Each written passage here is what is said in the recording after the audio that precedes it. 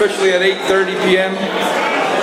Welcome to the Conscious Contact Speaker Group of Doylestown. My name is Ron. I'm an alcoholic. How you all doing tonight? A couple quick announcements. We put the flyers, we taped them on the back wall back there. There's a picnic, an annual picnic here, the Memorial Day picnic, Sunday, May 26th. It's at Pavilion 3 at Peace Valley Park. It's absolutely free. They'll have plenty of food there, but it's always nice to bring your own favorite dish and be a part of that. It's a good, fun fellowship on a Sunday. It goes on every year. It's a lot of fun. Anyway, that's important. What is the other thing? Oh, yeah. Every Monday night in here, 7:30 p.m., there's an Al-Anon ACOA meeting. If you have any family members or friends that are struggling with recovery, maybe in your life or outside that you run across, give it to them. The flyers are on the back. The best way to do with this picnic flyer and that Al-Anon flyer is to take a picture of it. I taped it in the back and blab it your phone. It's really good to have. Our Facebook page, the Conscious Contact Speaker Group of Doylestown, carries not only all this information posted in there, but information from other groups going on every single night of the week in AA, so up and down the coast. So if you're bored in AA, just go on there. There's something every night of the week. It's pretty cool. If you have any events, if you have any flyers for anniversaries or anything that's going on, workshops, conventions, roundups, please bring it here and post it in that group. Be a part of that and be able to follow. What else could I got to tell you? I think that's about it. Brian's going to come up here and share the meeting. Have fun.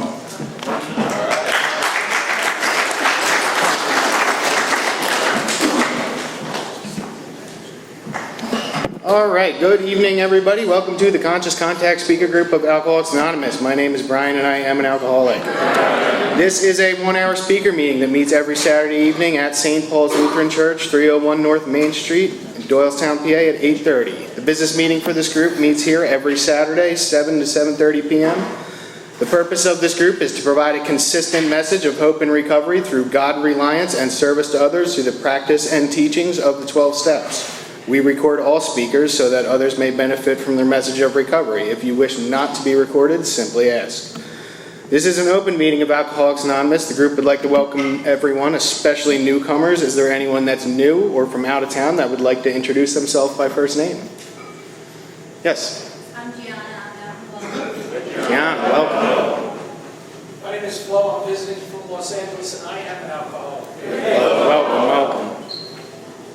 Clay, alcoholic. Clay, welcome. I'm Maggie. I'm an alcoholic. Maggie, welcome. In the back. Chris, welcome. Anybody else? Yes. Rich, alcoholic from Memphis. Rich, welcome. Richard, alcoholic from Hamilton. Richard, welcome. Get everybody? Okay. The Conscious Contact Speaker Group encourages sponsorship. Would anyone with working knowledge of the 12 steps and that is willing to sponsor, please raise your hands. All right, so there you go. If you're new, those are your sponsors. Grab one of those people after the meeting. Are there any announcements for the good of AA? Nobody? Okay, a couple announcements from this group. We have meeting lists and big books on easy terms. Please see me or any home group member after the meeting. If you cannot afford a big book, the Conscious Contact Speaker Group will give you one at no charge. Anyone willing to make donations for the purchase of big books and CDs to help those who can't afford them can put donations in the jar on the back table marked Big Book and CD donations. If you would like a CD of any speaker, past or present, see me or Ron after the meeting. They are available free of charge. And with that, Maggie's going to come up here and she's going to read the preamble.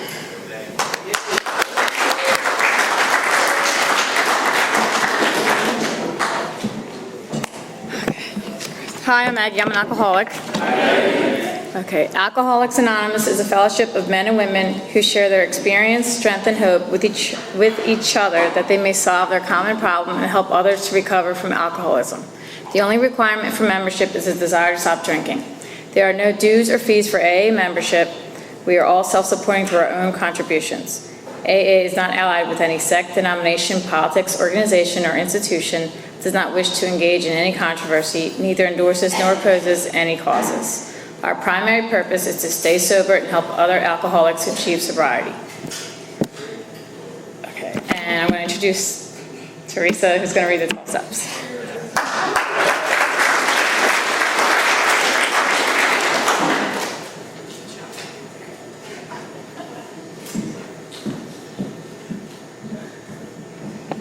I am Teresa. I'm an alcoholic.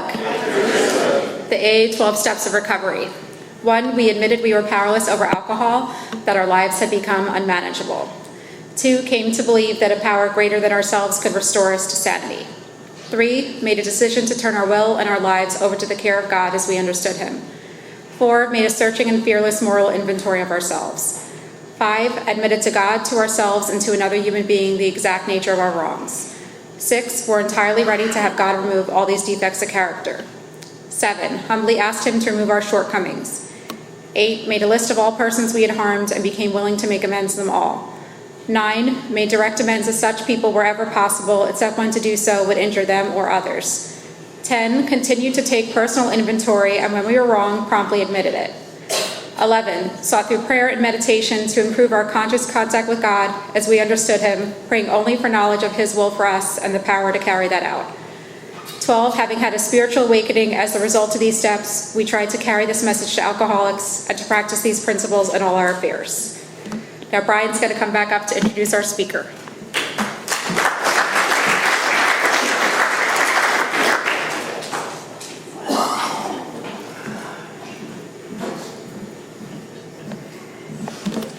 Okay, it's a tradition, every AA group ought to be fully self-supporting, declining outside contributions. At this time, we're going to pass the basket. There are no dues or fees, but we do have expenses. Your contributions help us to cover the cost of rent, big books, CDs, the refreshments in the back. So there's absolutely no smoking on church property. That's the church's policy. It's a beautiful facility we have here to have our meeting at, so if you could please just help us with that as you're coming and going from the premises. Greatly appreciated. Please take a moment to silence all cell phones and limit movement during the meeting to avoid distractions. And now to introduce our speaker for tonight, a very good friend of the Conscious Contact Speaker Group, on loan to us from the Bowie Speaker Group of Bowie, Maryland. Please join me in welcoming Dave D.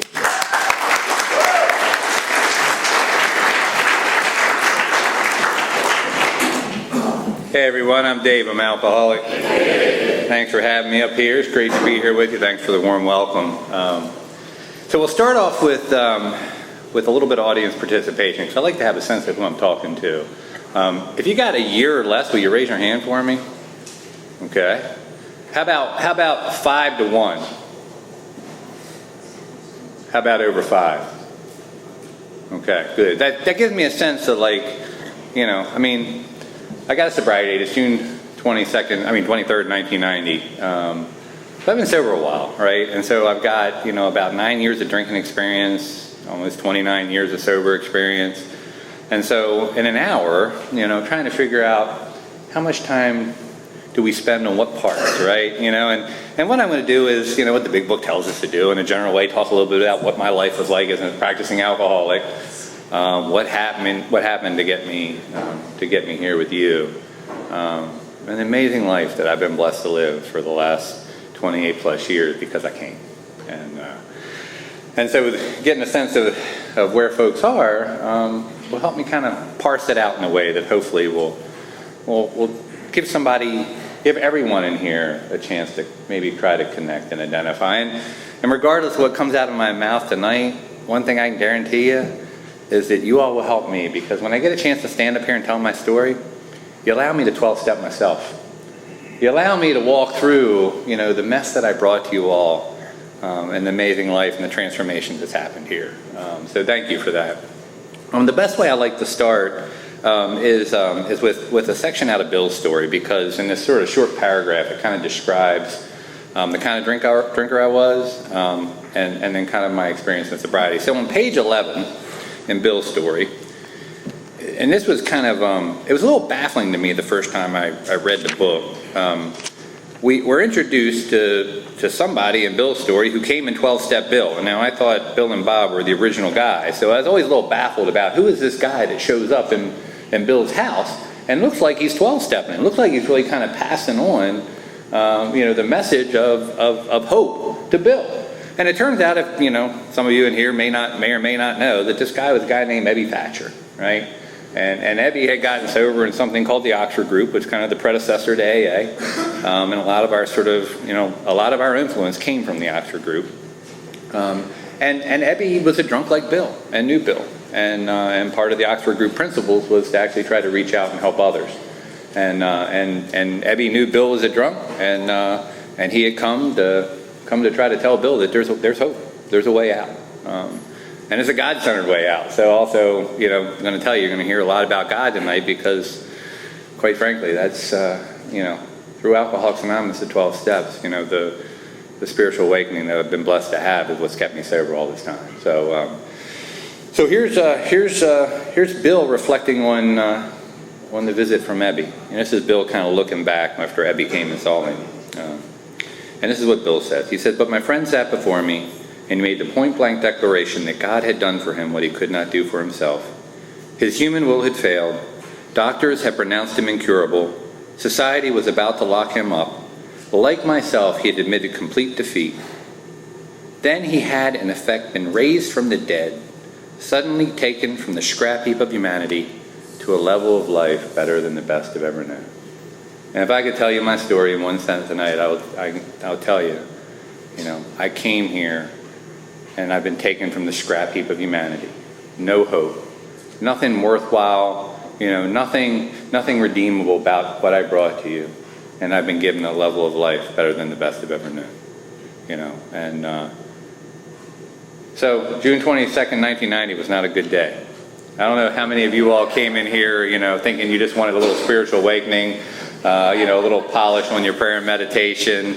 We're really, coming from an altruistic background where you really just wanted to do something to help others in the world. That was not my case. I was 22 years old. I'd been in and out of AA for 3.5 years. Not because AA didn't work, but because I was not willing to take the action that we need to take here if we're going to stay, at least in my experience. And, I came the first time I was 19 years old. I was taught well. I know not everybody who comes to these rooms has the experience of being taught well. And I was taught well. I was loved as a kid. I didn't have I didn't have the ideal upbringing. My dad got killed in Vietnam. I was raised by a single mom in the 70s.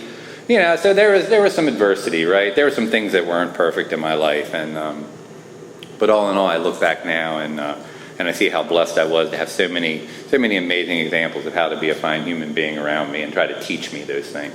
To try to teach me how to be a man of character and integrity and honesty, right? To try to teach me about hard work and that my word was my bond. And all those things were not just told to me, they were shown to me and some amazing examples of human beings who I got a chance to shape my life in the early years and who loved me more than words can ever express. And nonetheless, I grew up feeling like I didn't fit, and somewhere around 13 I took a drink, and my first sponsor, Tom F., who's no longer with us in body but is always with me in spirit, he used to say, he used to tag my alcoholism and the way he described it. He'd say, Dave, I wasn't a problem drinker, I was an answer drinker, and he said, with about 1 drink, 2 drinks, he said I was a dancer.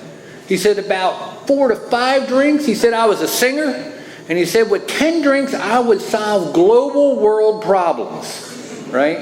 And I love when Tom would say that because really, for me, for what alcohol does for me, I'll let it do anything to me, And at 13 years old, about 24 ounces of Budweiser took me from a scared little 13-year-old, 5-foot-tall, 110-pound kid to a rock-solid leader of men, right? And if that happens to you in an instant, man, and I imagine something like that must have happened to some of you if you're still here, if you're coming here to AA, you don't forget it. And it wasn't like I started to hang out on the playground drinking every day after that, but what happened was that night I drank as much as I could. I went into something called a blackout. I woke up the next day not knowing where I was, all alone, covered in my own vomit, and I thought I can't wait to do that again. Right, and so every time I got a chance to drink, I drank like that, and so the frequency, increased. The distance between blackout drunks got smaller, right? The impact of my drinking got greater, and by the time I'm 19 years old, I go from being I was the top male student in my graduating class. Now it was a crappy little public high school, but still I was a decent student, right? I was a varsity athlete in 3 sports. Yeah, I wasn't all state or anything, but I did get the letter, and I was a pretty good athlete, right? I was dating a, pretty little blonde cheerleader girlfriend. Yeah, she wasn't the prom queen, but hey, she was beautiful, right? And so on the outside, it seemed like, my life was looking pretty good. And a year after I graduated from that high school, I'm carrying guns, running the streets every day, drinking all the time, dealing drugs, and hurting the people that I love. Absolutely breaking the heart of the people that love me. And by then I had already tried to quit drinking a couple times. I mean, legitimately tried, like all my willpower. And I was already beginning to be baffled by the fact that I couldn't seem to quit. Because it seemed like there was other areas in my life where I'd just work harder, I'd try harder, whether it was sports or with grades or, any areas of my life. It seemed like if I really buckled down and really tried my best, man, and put my energy on it, I could achieve things I wanted to do. And I made up my mind with full determination that I wasn't going to drink anymore, man. And a day, a week, a month later, I'd be drinking again. And at 19 years old, I came home after a 3-4 day straight run and, stealing from the people that love me, and I could see the disgust and pain in their eyes, more broken promises. Now I'm to the point where, I'm not only breaking the promises of the people who love me. I'm not going to do that again. I'll be home in a couple of hours, right? I promise I'm not going to hit you or steal from you or do whatever it was that I was doing to you, right? I started breaking the promises I made to myself. Those quiet promises that we make, right? That it's going to be different this time. That I've got to get it together. It's got to change. And like I know, that we broke those promises too, right? And after one of those 3-4 day runs, I came back and I pulled out the .357 Magnum I've been carrying around with me, and I pulled the hammer back and I stuck the barrel in my mouth, and I can still taste it. And I looked in the mirror, and I tried to avoid mirrors by this time. I'm 19 years old, right? I'm not even legal drinking age in the state of Maryland. And my life has become so unmanageable that I want to end it. In the big book, it talks about we come to a jumping off place where we wish for the end, where we can't imagine life with alcohol, and we can't imagine life without it. And a 19-year-old with a gun in my mouth, that's exactly where I was. I couldn't imagine continuing on the way I was. But damn, I could not imagine giving it up. And the thought came to me because I had been everywhere else. I'd grown up in the church. I knew a God. I just thought I was too bad for God at that point. I believed in a God. I just believed that I was too bad for him. I'd had judges try to help me by then. They didn't seem to do a very good job of getting me sober. I had people that I knew love could not get me sober. I had an amazing number of people who loved me. I remember I came home after one of those 3-4 day binges, and my 10-year-old niece had written me a letter asking me, please, please, please, to stop drinking and killing myself. And I read that letter, and I could feel the emotion on the inside. And all I could do was crumple it up and throw it off to the side. She doesn't understand. But deep down inside, I knew that girl thought that, she could see what was happening, even at 10 years old. And she could hear what was going on and see that I had changed and there was something terribly wrong with me. And she cared enough to write that note in her own handwriting, just with the hope that maybe, just maybe, it might change something for me. Right? That's the kind of things I was doing. And when that gun was in my mouth, because I had grown up in the church, because the judges had tried to help me, the psychiatrists had tried to help me, the counselors had tried to help me, right? The good teachers at school had tried to help me, right? The love of my family had tried to help me, and none of that was working. And anybody around me could see that, man, my life was in a spiral, was in a downward spiral that was not pulling up, and that I wasn't going to live very long. The only thing that I hadn't tried that had been suggested was Alcoholics Anonymous. And that had been suggested by a counselor for about 3 years by that time. First time I heard that, I was 16. And she gave me a couple books to read to see if I might be an alcoholic. One of them was a book called Under the Influence, which was sort of more the genetic and the physical characteristics of alcohol. And I read the book as a great intellectual, and I reported back to her and said, yes, well, I see I have some of the symptoms, some of the signs, but I am not, as of yet, an alcoholic. But when I get there, my grandfather, sober in AA, I will be sure to come to Alcoholics Anonymous. Because I knew what you all were about. You had that, my grandfather had to beat up the whole drug, I said, one day at a time, right? But I knew that man did not take a drink ever.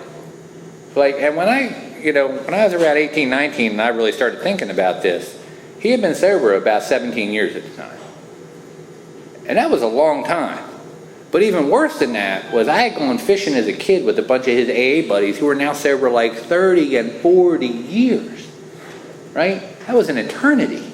And I could not imagine not drinking or doing anything else, for the rest of my life at 17, 18, 19 years old. But there's something about having a gun barrel in your mouth that makes you reconsider things. I talked about looking in the mirror. When I kind of caught my eyes in the mirror, it's almost like I didn't recognize the young man that stared back at me. It's almost like I didn't know how I had become what I saw in that reflection. And I came to you the next day. And not my first meeting, but my second meeting, the guy who was my first sponsor, Tom F., was there. And and I'm 19, I'm young and strong and proud, right? I'm 30 pounds heavier than I am now, all muscle, right? And trying to be the big tough guy. I got a mullet, blonde mullet, right? Like a big muscle t-shirt on, man. I got some, some short shorts on, right? Big legs, and I'm trying to look tough and hard, right? And I walk into this meeting with all these old people, right? Look like I do now or older. And I'm like, I'm looking around, and the first thing that happens is this old woman, Virginia O., who seemed like she must have been 100. And I knew she was on some kind of prescription drug, because she just came running at me, man.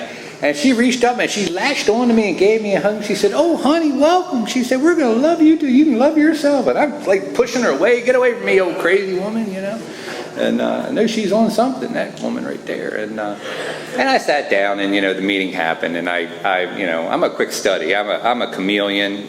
Part of the street survival, I think, or I don't know, maybe it's alcoholics in general, is that kind of blending in with whatever group you're in.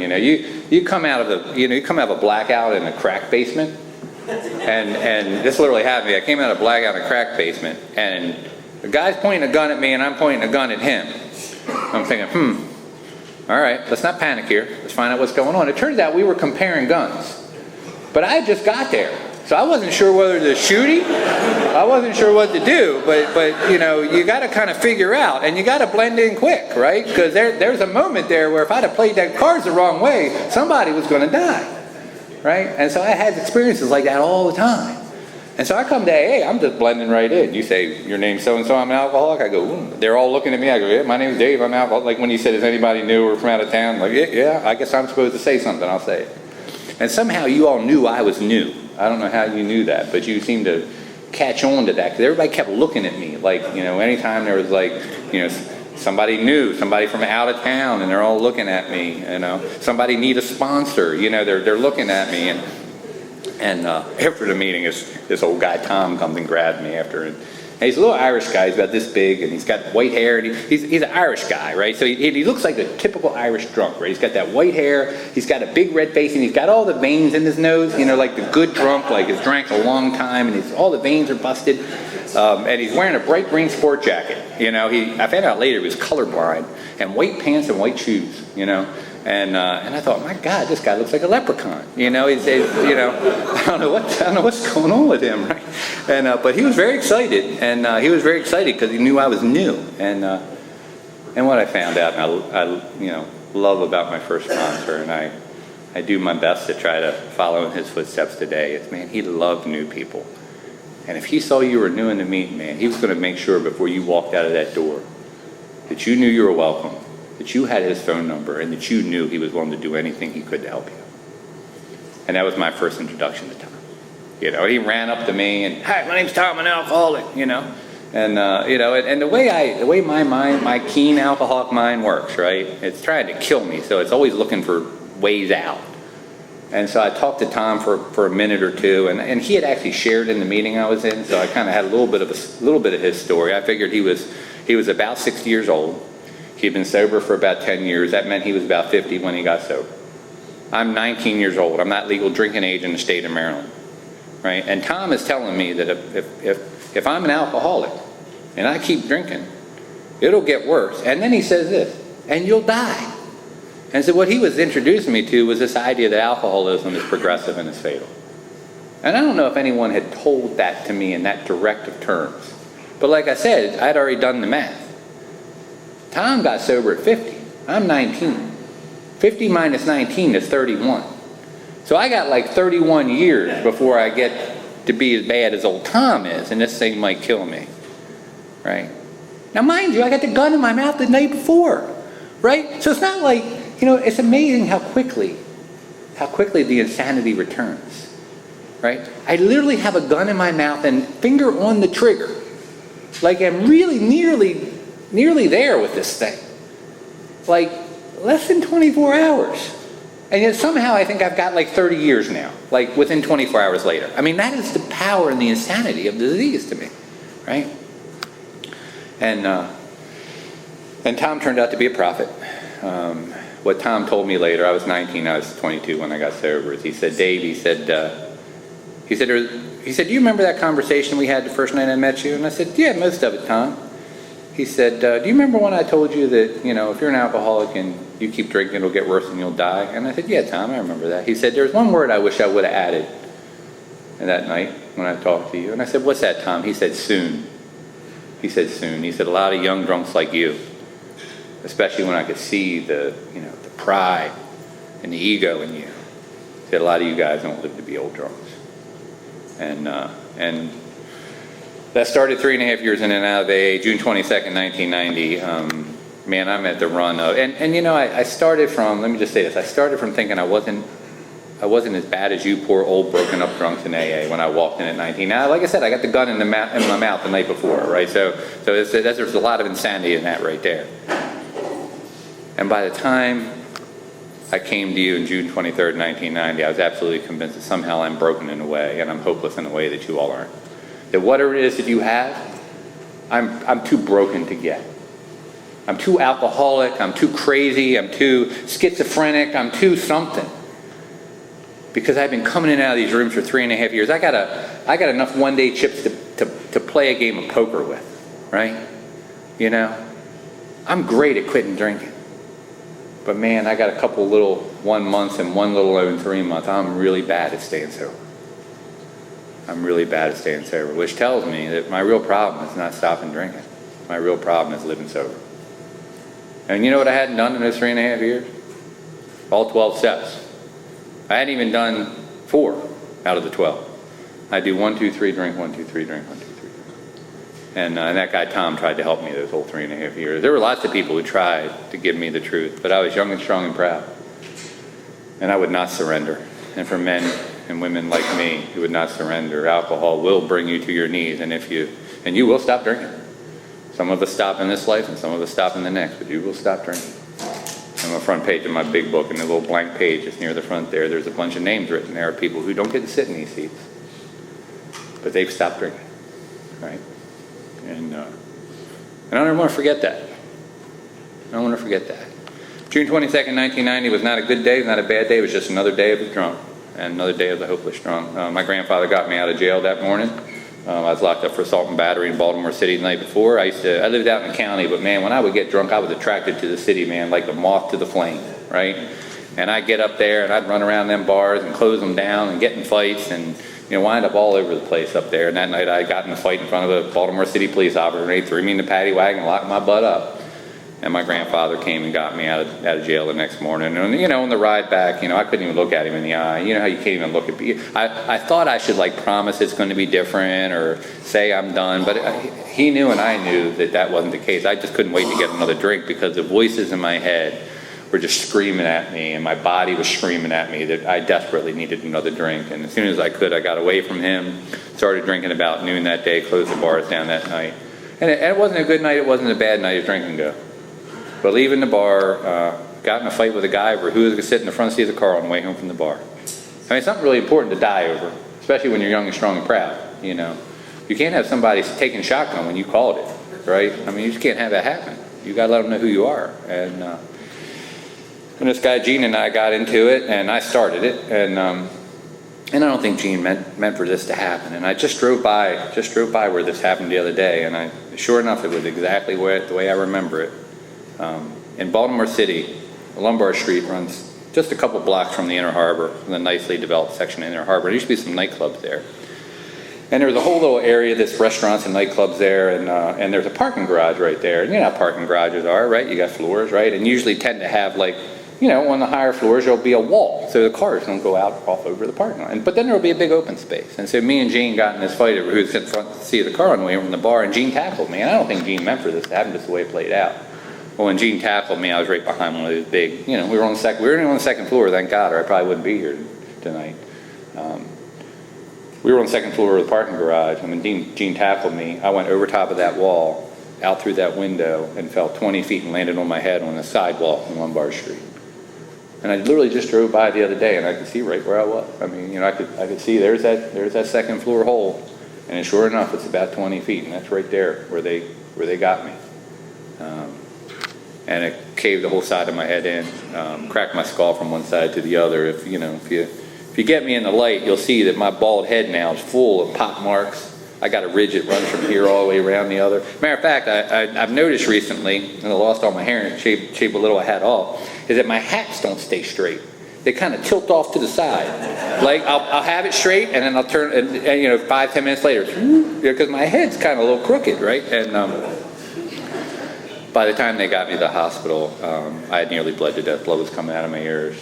Half my body had become paralyzed. Looked like I had a stroke, and I was covered in my own vomit. And the doctors told my family if I didn't die, I'd be brain dead. I was 22 years old. Early hours of the morning of June 23rd, 1990, and it's over. And I know it's over. I told you, man, I was a bright light, fast car, kind of drinker, right? And I had been to the hospital a lot getting patched back up. By the time I was 20, I had been shot at, I've been stabbed, I've been in more than 100 mile an hour car accident. I had been put back together a bunch of times in the hospital. This time it's different. I could feel the life draining out of me, literally. And I knew it was over. And it was absolutely terrifying. It was cold and dark in a way that words can't put into, they really can't describe.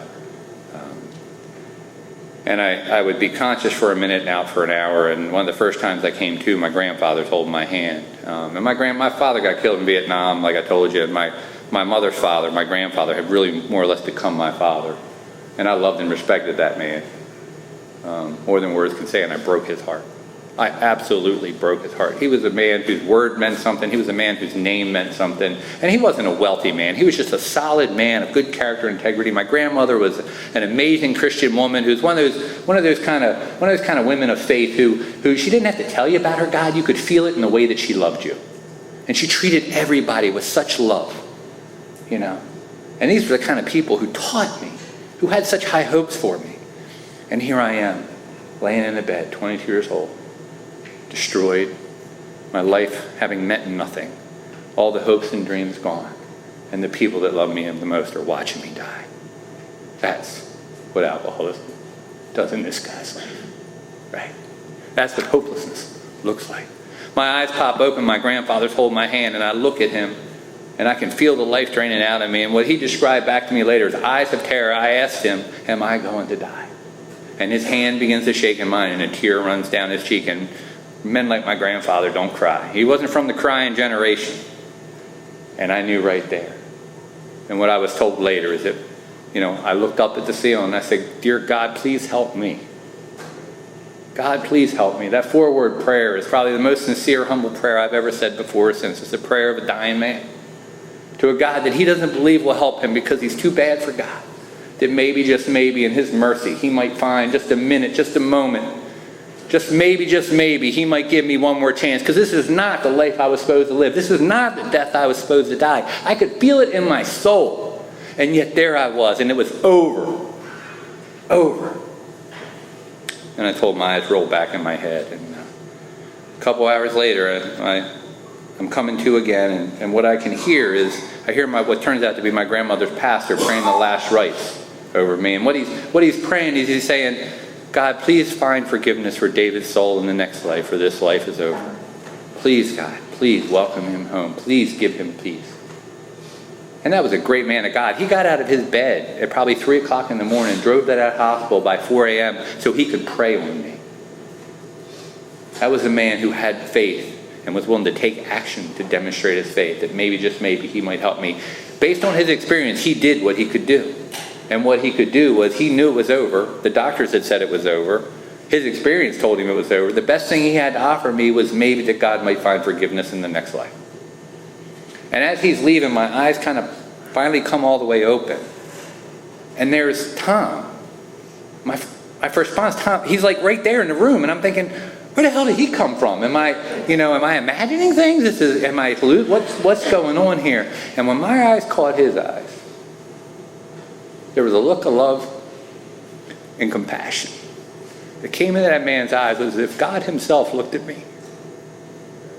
Looked at a broken child of his who was in such pain and such darkness and such suffering that his heart broke for him. And Tom walked over to me and he reached down and he put his hand on my shoulder and he looked down at me with these eyes, and again, words fail me here, of great compassion, but yet great conviction. And he put his hand on my shoulder.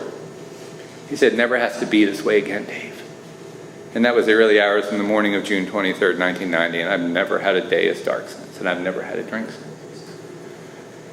And I don't know, it's kind of beyond my spiritual pay grade why I got another chance and some don't. But I do believe there was something special that happened. That literally, what we have in Alcoholics Anonymous is the ability to transmit the grace of God from one drunk to another. And there has to be two things present for that to happen.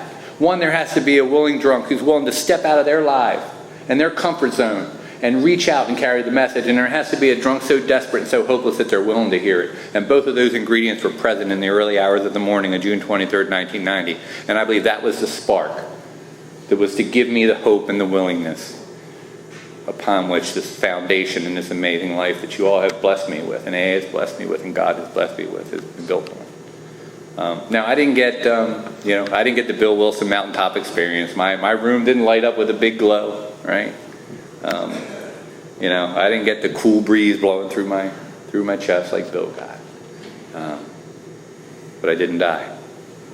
And a time didn't just come at one time, right? Like the next day, I'm like, they're still thinking I'm going to die, right? I'm still bleeding out my ears. They're still kind of wondering, right? They didn't know a lot about traumatic brain injury back then. MRIs were kind of a newer thing, right? And so they didn't really, it was just kind of, let's see what happens, right? Let's see what happens. He'll either die or he won't. He'll either be brain dead or he won't. I'm still paralyzed. I look like I've had a stroke. And the next day, you all show up again. Tom brought people with him this time. And, I'm not naive enough to think that, that there wasn't a little bit of secret motive of, hey, you remember that guy who was stuck on his fourth step? Remember that young and strong and proud guy? Let's go see him. Let's go have a look. My buddy Winslow talks about that. He got on his fifth step pretty quickly after that visit to me in the hospital. And, but you came back day after day. Sometimes multiple times a day. Into the hospital. I never asked you once to come. We got a responsibility pledge around here that says, whenever anyone asks for help, I want the hand of AA always to be there. And for that, I'm responsible. When anyone anywhere reaches out for help, I want the hand of AA always to be there. For that, I am responsible. I didn't even ask you and you came. I don't know that I asked you once to come to the hospital and you came and you came and you came. And I don't ever want to forget that. How fortunate I was to be carried the message of Alcoholics Anonymous when I didn't even ask for it. Right? And you all would show up, and for maybe 5 minutes, 10 minutes, 15 minutes after you would leave, there would be just a little spark of hope in my mind that maybe, just maybe, this might be my time, that maybe, just maybe, if I live through this, that maybe, just maybe, this might work for me. Because you all seem so sure it would. You all seem so sure it would. And then, that would fade, and then the craziness would start, and oh no, you're going to drink again. As soon as you get out of here, as soon as you can get out of this bed, and it's never worked before, and you're no good, and look what you've done to yourself now. What kind of life would you have anyway? And you're probably going to die anyhow, right? And then you come back again, and maybe I'd get an extra 5 minutes, right? And that went on for day after day, week after week. And then I was in there 3 weeks or so, and then they sent me home, and by now they figure I'm not going to die, right? And I'm brain damaged, but not brain dead. I know who I am. I know where I am. I'm paralyzed. They don't know if that's ever going to change. I'm having some seizures. I'm definitely not, definitely not 100%. Not even probably 50, right? But I'm alive. And they send me home because I'm stable now, right? I'm not home 2 hours and you all show up at my front door. Alcoholics Anonymous brought a meet in my house. Hour 2 of me arriving home. and 4 men sat at my dining room table in my grandparents' house, right? And I could see the look in their eyes. I could see that sparkle in their eyes. And not all of them were sober forever like my sponsor. My sponsor was sober 9 years. That was an eternity. But there was Winslow S. There was Jim S. You know, there was Jerry N. Those guys had between 3 and 9 months of sobriety, right? And I thought, you know, I've had more than 3 months before. I wasn't doing this kind of thing. I didn't have eyes like Jerry, right? Winslow just did his 5th step. Look at him, man. I never did the 5th step. I had as much time as he has, but I never did those steps. Maybe, just maybe, they're right and I'm wrong. Maybe, just maybe, this thing will work if I do what they've done. And I began to move on forward to the steps, and those guys drug me around the meetings. One of the first meetings they took me to was a meeting in Columbia, Maryland, a place called the Alano Club. And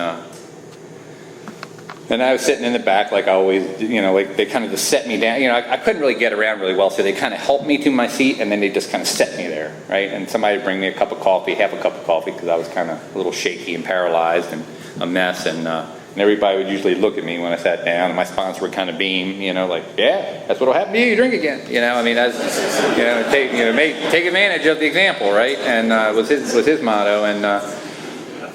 And at the end of the meeting, they had a coffee can, one of these 1 pound Maxwell House coffee cans. It was full of aluminum 1-day chips. And he said, "If anybody want a 1-day chip?" And I hadn't gotten one yet since I had a few weeks, maybe a month at that time. And I had so many of them. I waited till everybody used to smoke then, so they all ran out of the room. And there wasn't big vape clouds, it was just cigarettes then. You know, just run out there, you know, and it was just me in the room. They kind of forgot me, really, I think, right, you know? And I managed to get myself up, and I went over and I reached into that coffee can and I pulled out a 24-hour chip.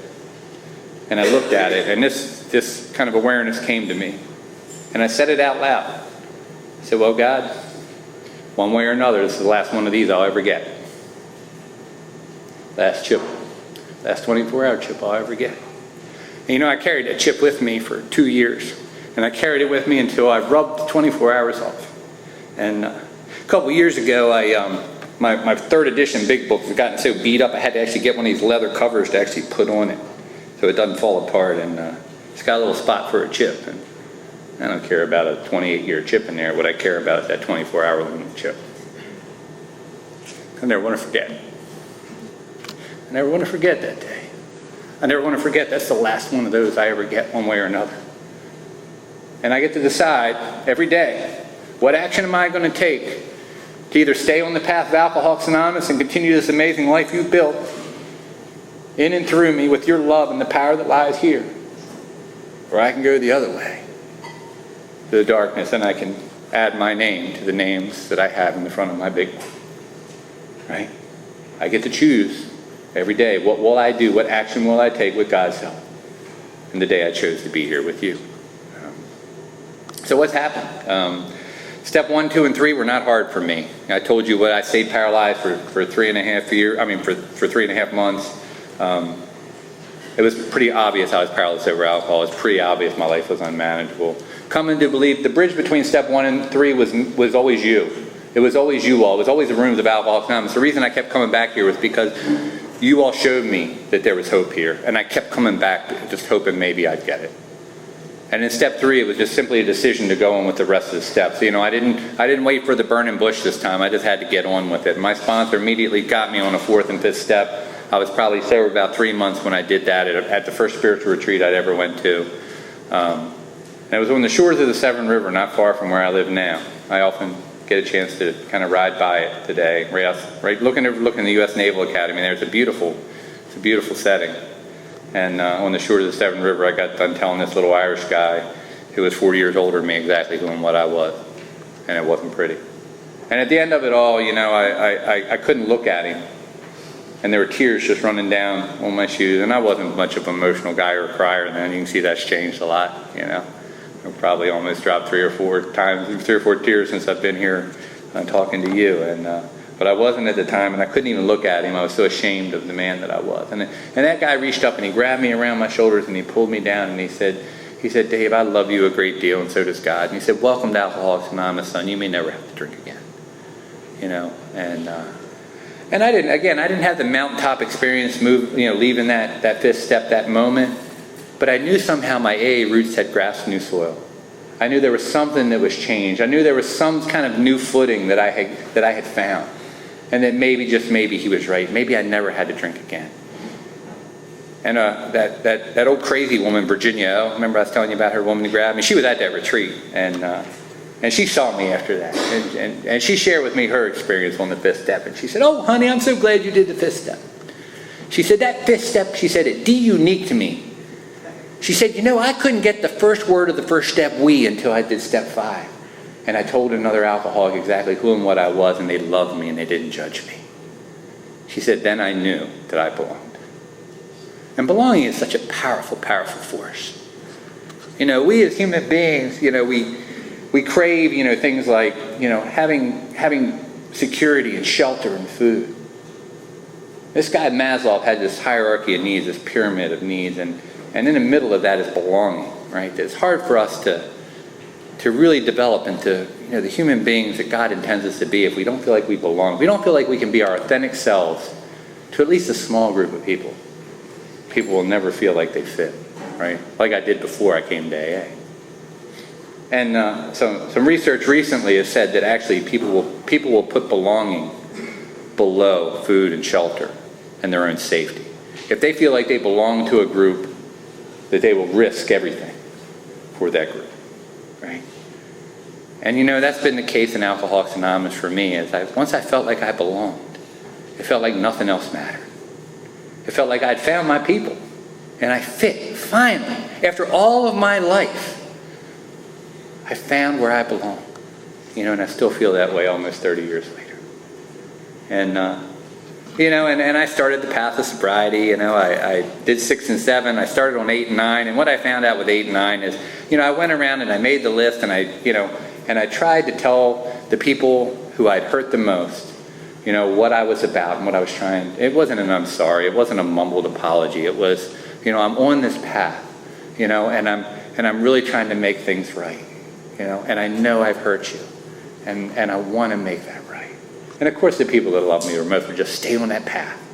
Like, you stay on that path. Like my grandparents who were with me through the worst of my drinking, watched me die, and then saw the transformation and recovery in that first year. First year was amazing. We were talking about one of our buddies here is coming up on, he's 11 months now, right? And I remember that first year, man, there was horrible, horrific things like I'm paralyzed and may never get unparalyzed. I'm on 3 different probations, right? I've got 3 different court dates where I could go to jail for a long time on any one of them, right?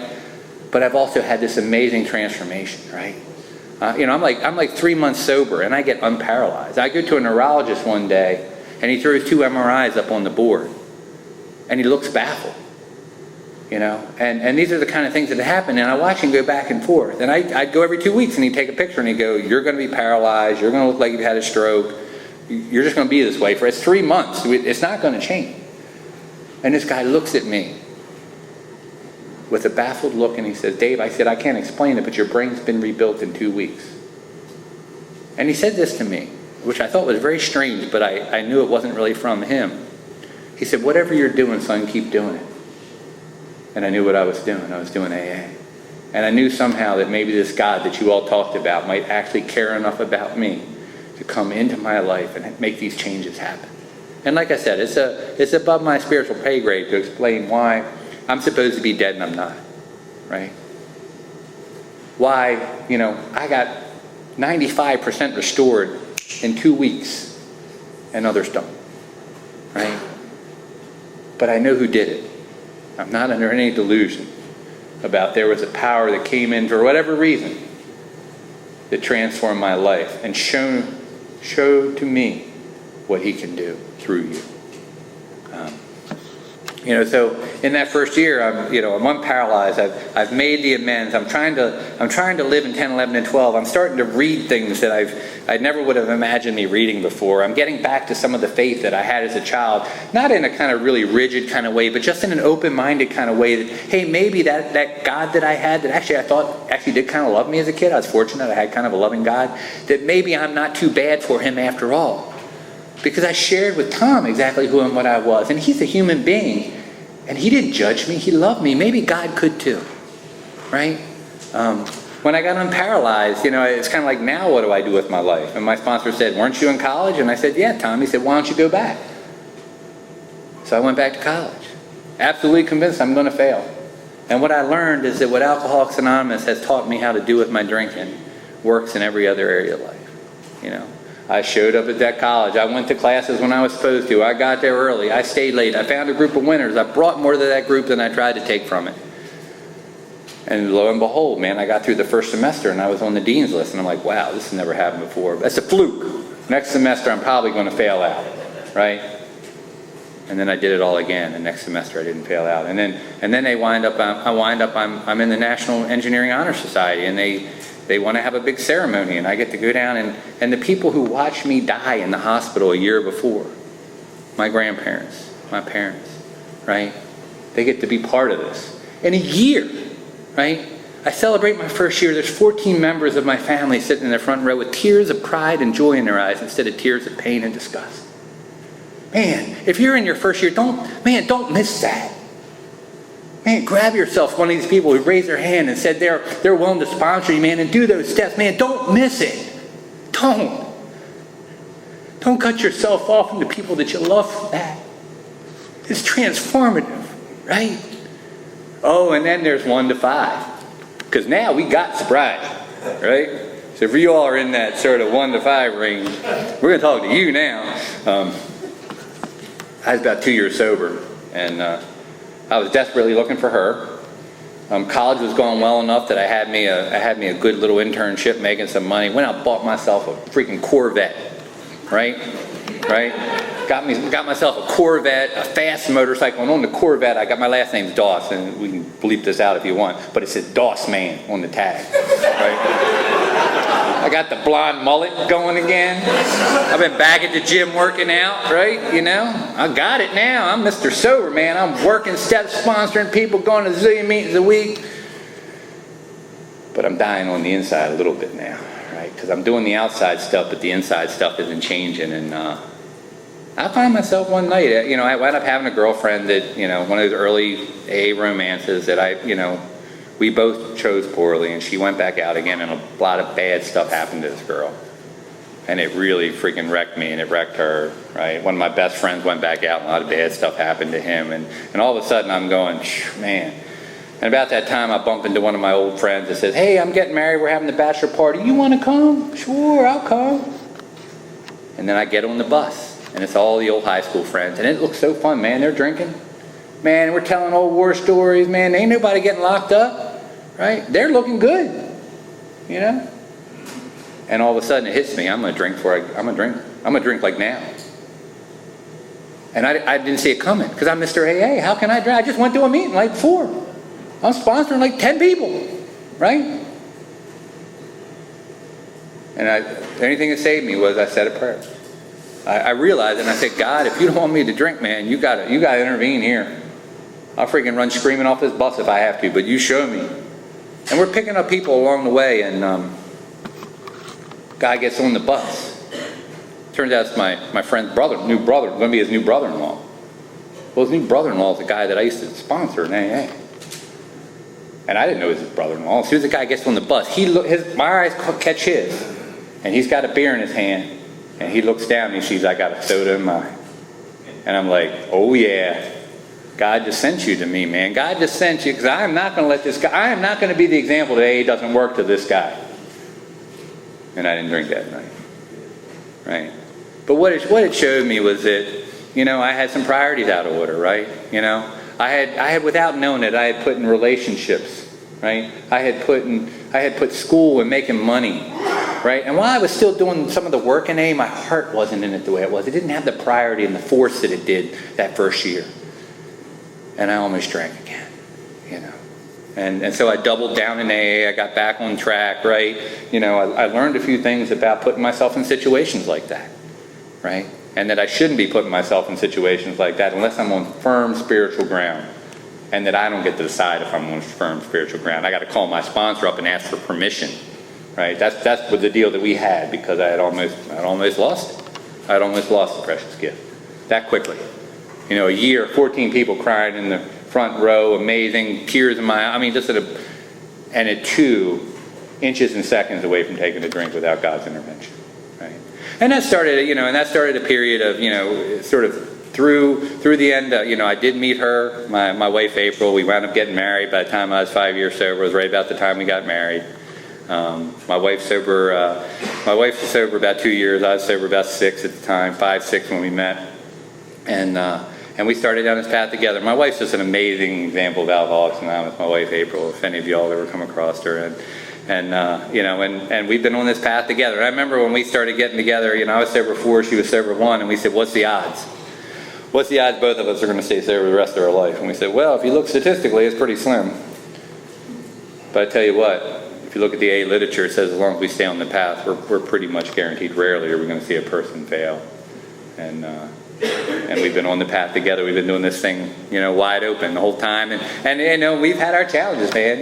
One of the things I think, you get this image in your mind that marriage is going to be perfect. The people that you bring together in that marriage is going to be who you are. The rest are like, no. We change and we grow and we hurt and we suffer and we hit roadblocks and we have amazing achievements and all those things. It's life. And the people that my wife and I are today are not the people who got married almost 23 years ago. But we've done what we've done in AA, and we put all our chips in. We went all in on marriage, just like all in on AA. We're not giving up. We're doing it. We're in this thing together. Yeah, we've had to go to counseling. Yep. So what? Guess what? Every now and then you need some marriage counseling. You need somebody, a third party, to intervene and say, all right, where you guys? And it's usually the same thing. It's usually money and sex, right? Or how to raise your kids, right? And those were the same problems we were having, right?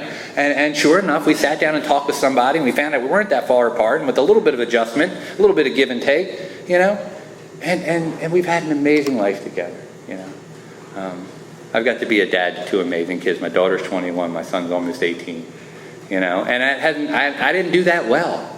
I had to grow up fast when our kids were born. I didn't realize how self-centered I was until I had a little crying baby, right? And I didn't do it well. And my wife will tell you, she was a little worried about whether or not I was going to make it as a father, right? Because it was a hard adjustment. But I tell you what, I made it. I was able to finish that college degree. I was able not only to finish a bachelor's degree, first guy in my family to get one, right? And that's not really about me. That's about the generations before that made it possible, and about Alcoholics Anonymous. And I got a chance to go back to that university that I was on academic probation. One of the probations I was on when I got sober, I was on academic probation, and that university eventually awarded me a PhD in engineering, right? Because you all taught me how to show up consistently, not brilliantly, but consistently. There's a lot of power and consistency, my first sponsor, Tom, used to say. Just showing up over and over and over again, just doing the best you can. When you fail, you show up, you show up, you show up. You get yourself back up, you go to a meeting, you share with your sponsor, right? If you've hurt somebody, you make amends, you turn to God, you get back on it. You never leave. And I thank God that I don't want to leave. I thank God that you all still inspire me. I was at a meeting in my home group last night, and a woman that I've known for 26 years shared last night. And I can remember seeing her walk in, and the wreck that she was, and the amazing woman I heard share last night. Inspires me, man. I love being here. This is the stuff. There ain't nothing like it. That's what she said last night. There is nothing like AA that she's experienced, and she's experienced a lot. I'm telling you, I've lived in foreign countries. I've sat in rooms with the people that shaped this nation, with generals that have 4 stars on their shoulders. None of that stuff matters, man. I've seen the highest mountains. I swam in the deepest seas. I've seen the damn world. I've been on 5 continents and 40 countries. No place I'd rather be than with you tonight. No place. Because I love Alcoholics Anonymous.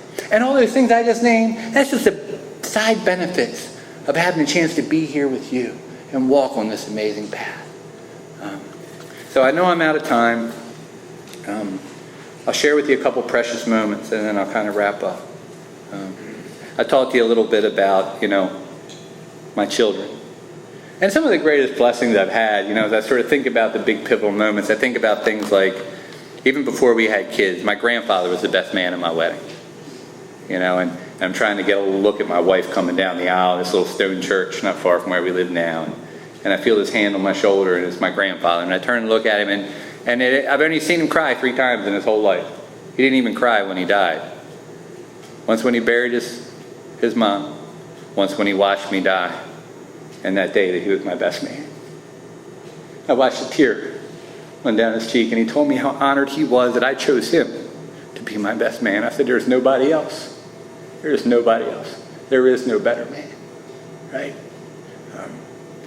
I carry with me something, I won't go into it, but I had a chance to live in England for a couple years for work, and I got to experience AA in a whole nother country and all that. And one of the things I love is, in England they have a 2-pound coin, and on the edge of it, and it's a little bit smaller than an AA chip. This is about how big it is. It's worth about $3. And on the edge of it, there's a quote that says, "Standing on the shoulders of giants." And I thought, I kind of like that quote. I wonder where it comes from. And I looked it up, and it turns out it comes from Isaac Newton. And the quote goes like this: "If I have seen further or accomplished more than ordinary men, it is only because I have stood on the shoulders of giants." And when I think about the life that I've been blessed to live, and I would like to think that, it has been an extraordinary life compared to what I brought to you all. But I think about the giants whose shoulders I stood on to be able to have this life. Giants like my grandfather and grandmother, my mom. Giants like my sponsor, Tom, and my sponsor in the UK, Martin, and my sponsor today, Stu B. The giants of all the men and a few women that I've had the benefit to sponsor over the years, and who have taught me far more than I have ever taught or given them, right? I think about being there to watch my children be born. My daughter, first, and the doctor looking at me with wonder in his eyes going, "Isn't it beautiful, David?" And me thinking, you have no idea. A guy like me is not supposed to have it. It's not supposed to be in a place like this, having this happen to me. And, it's one of those sort of birthing suites, and everybody's around, the grandparents are in there, the parents are in there. It was like, 15 people in there. My poor wife's trying to give birth, And I hold that little girl in my arms, And it changed me. It changed me in a way that still carries forward to this day, And I got to hug her before I walked out the door tonight. And she's 21 and she's beautiful and she's got a big heart like her dad. She looks a little more like me than her mom, but she carries it a lot better. And got a lot more hair, thank God. And a couple years later, my son came along, and he's a whole different breed. He's all boy. He couldn't even come out the ordinary way. They had to cut him out, and he burst out like an alien out of her mom's belly, and he's all ready to go, and he's been kind of that way since. And he wiggled around in my arms, almost dropped him, and it's kind of been that sort of battle between he and I ever since, because we're a couple guys who each kind of went our own way, and the apple doesn't fall far from the tree. But you know what? I've got a chance to see the principles that you've taught me, the things that my grandfather taught me about how to be a man, right? I've tried to live those in our home. And he's old enough now I can talk to him about what it means to be a man. And when I hear my own words come back out of his mouth, it's pretty powerful. It's pretty cool to see your kids reflect back the principles that you've tried to teach and show them for decades as their own. And there's probably, truthfully, no greater gift that AA has given me than that. Right?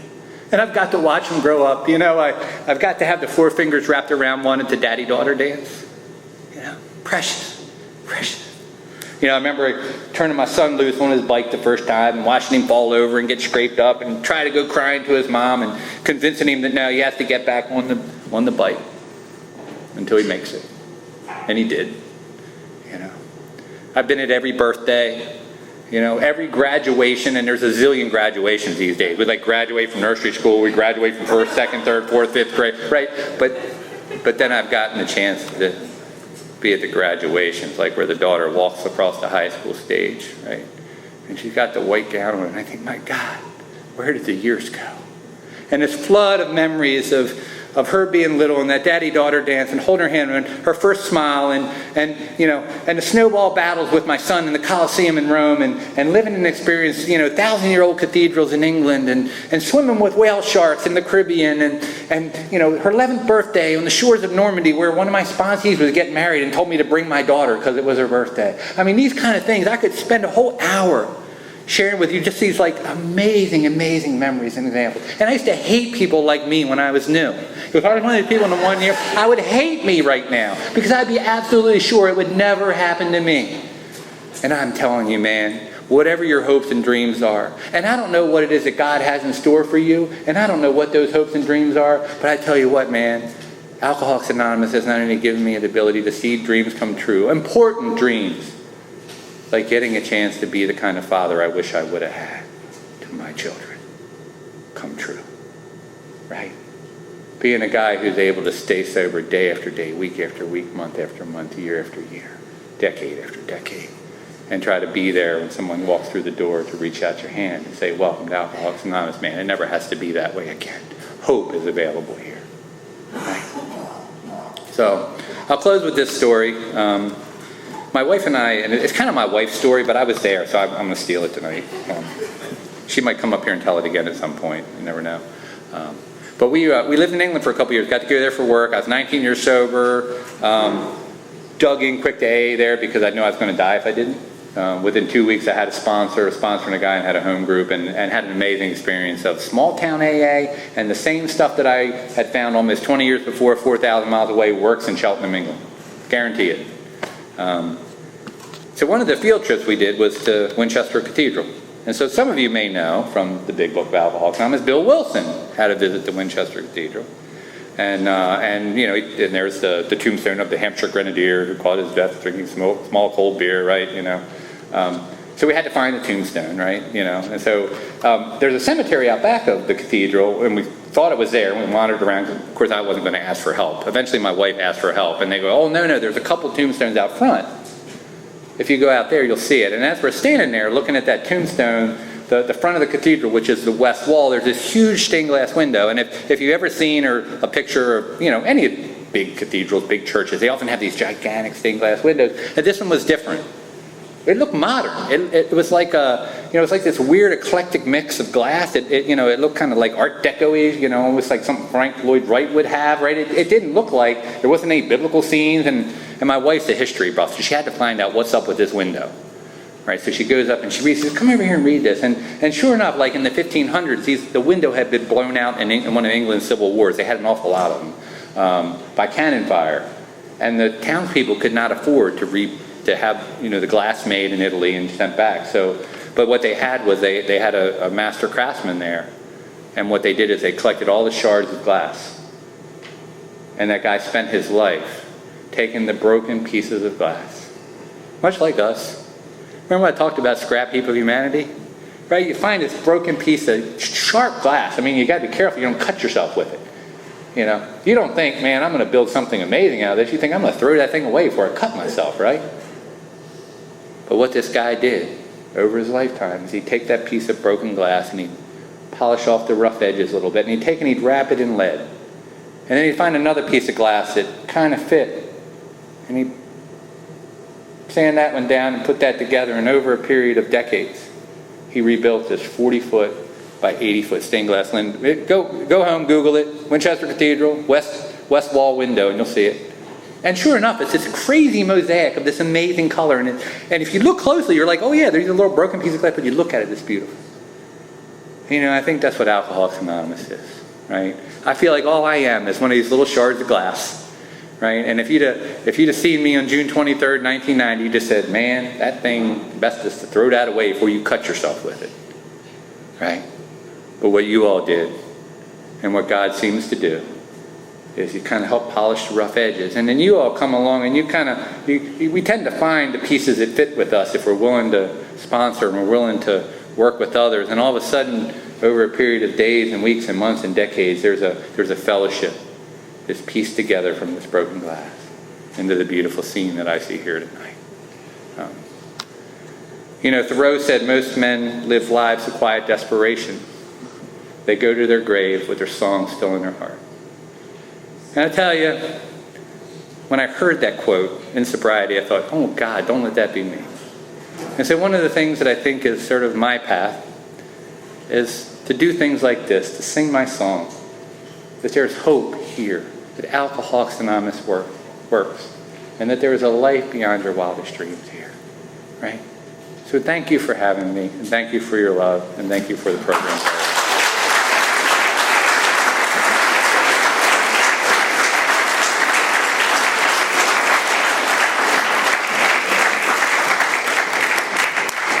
thank you, Dave, for coming here and sharing that incredibly powerful message. I know we're right up against it. If you want to do some service work, we could always use help cleaning up after the meeting. It's customary for us to form a line and thank our speakers. They come here on their own time and expense to come and share a message with us. And if you care to join us, we have a nice way of closing.